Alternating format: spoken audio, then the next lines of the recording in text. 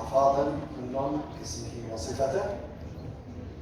اختياري لهذا الموضوع كثرة الحالات اللي هي crown lengthening.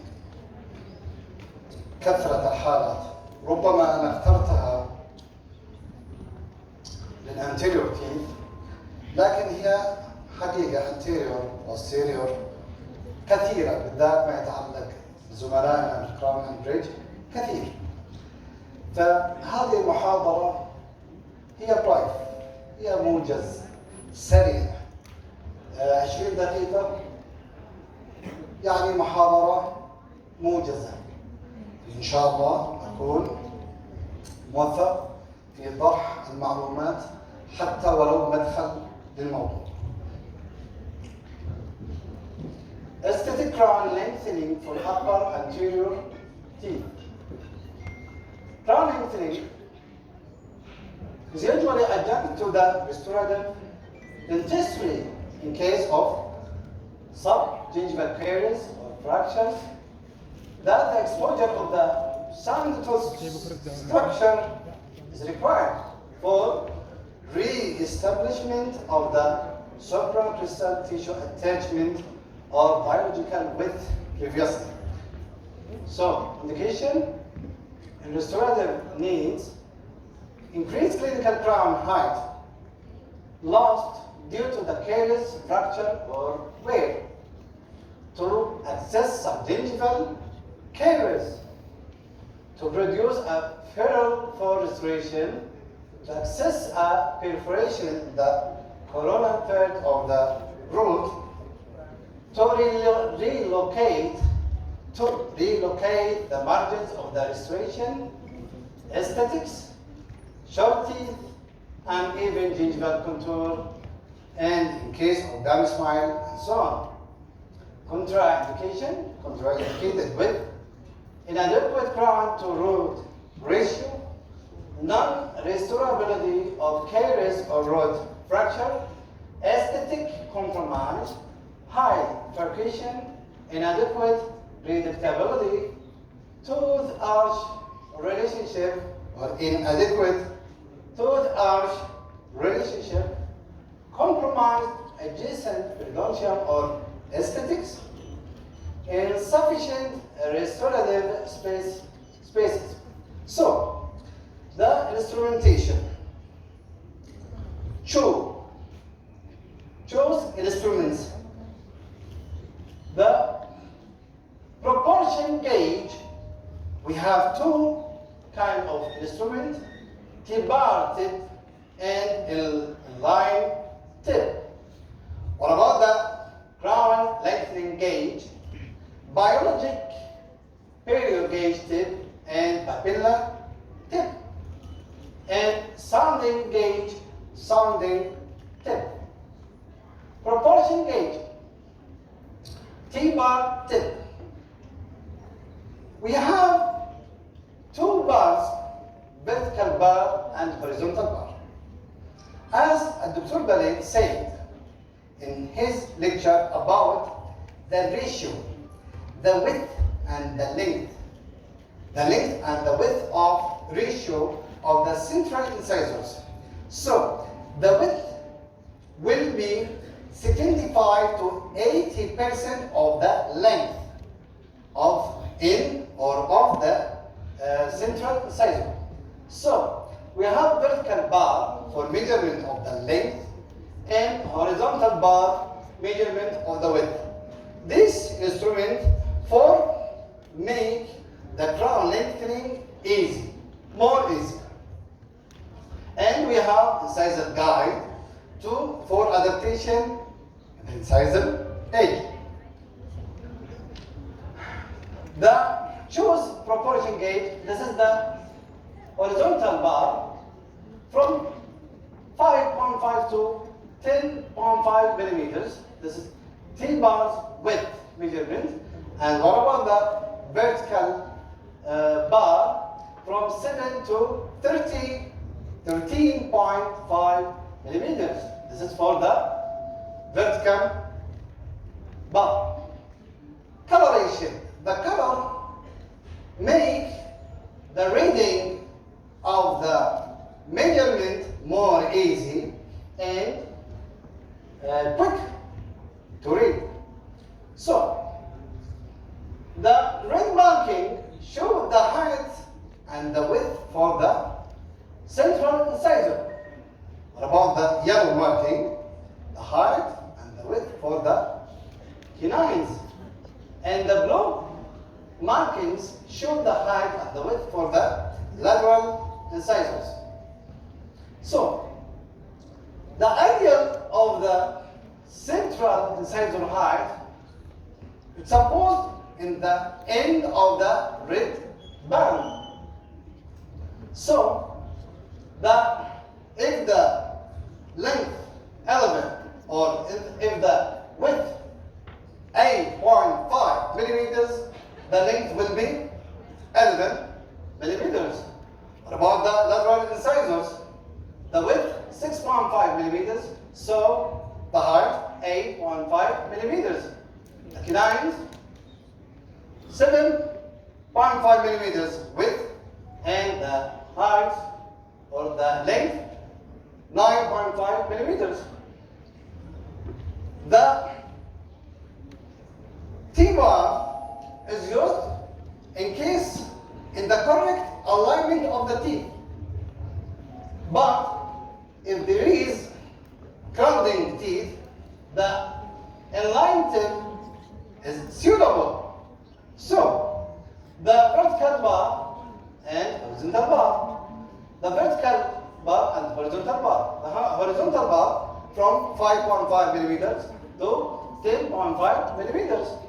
And the vertical bar from 7 to 13.5 millimeters. The width of the central incisors, for example, 8.5 millimeters, the height will be 11. The lateral incisor width 6.5 millimeters, the length 8.5 millimeters. What about the canine? If the width 7.5 millimeters, the length 9.5 millimeters. So, crown lengthening gauge.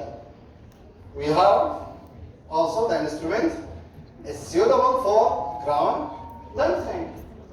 The longer vertical arm for biological crown length measurement, and shorter vertical arm for clinical crown length measurement.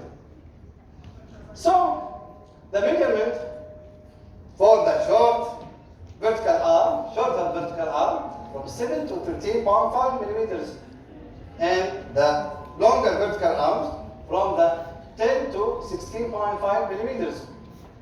Papilla tip, it's the same in item. Longer vertical arms for interdental biological crown length measurement, and shorter vertical arm for clinical interdental papilla measurement. And this is the measurement. So, as we said, the red line, the end of the red band, it's the ideal crown length, and it's not hair. This is the short. So, we have to make, during the crown lengthening, to make the length of the new margin, gingival margin, to hair, to 11 millimeters, if the width 8.5 millimeters. So, the bone level will be 14 millimeters. After flap reflection, the correction and removal of the bone to correct and level of the bone in relation to the gingival margin. And we can use the handpiece and the chisel, and there is removal from the intersectal bone between the central incisors. So, here with the papilla tip will be to 10.5 millimeters, and with the tip will be the gingival margin margin, the gingival margin, will be 11 millimeters, and the bone level will be 14 millimeters. Why? This is the bone must be 3 millimeters from the gingival margin as a supracrystal tissue attachment or biologic with previously. So, after the healing, if you want to make the measurement, if the width of the central incisors 8.5 millimeters, the length will be 11 millimeters. And you have to use the sounding gauge like the periodontal probe. The sounding gauge has 1 millimeter. This is 1 millimeter as a sulcus depth. And this is the 3 millimeters. If you want to make measurement from the marginal gingiva to the bone height, you have to do anesthesia. So you have to make from the marginal gingiva, make the measurement from the marginal gingiva to the bone level. Like that. And this is the papilla. The ideal papilla line. It's correct if the distance from the marginal gingiva to the papilla line take the 40% and the other 60%. So this is the new papilla line of tongue crown lengthening. So this is the correct measurement from 6.5 to the new papilla level and 10.5 to the bone level of the or between the central incisors. And this is the measurements between the central and lateral incisors. So, sounding gauge like periodontal probe. 1 millimeters for sulcus depth. 3 millimeters, this is the normal midfacial osseous crest location after the anesthesia. And the maximum interproximal osseous crest location, 5 millimeters. Like that. This is what? Average sulcus depth, 1 millimeters. After anesthesia, you have to make the sounding gauge will reach to the 3 millimeters. And this is average interproximal osseous crest location, 5 millimeters. And you can use the UNC 15 probe, for example, during the crown lengthening surgery. So, the supracrystal tissue attachment biologic with in the past, the supracrystal tissue attachment is formed from the connective tissue and junctional epithelium. So, the classification and treatment sequence. We have type 1 aesthetic crown lengthening if there is sufficient soft tissue above or corona to the bone level or the alveolar crest, you can make just gingivectomy and gingivoplasty. Type 2 aesthetic crown lengthening, there is sufficient soft tissue above the alveolar crest, but there is violation of the supracrystal. There is problem with the supracrystal tissue attachment. So you have made repositioning of the gingival margin and recontouring or make osseous correction in the later.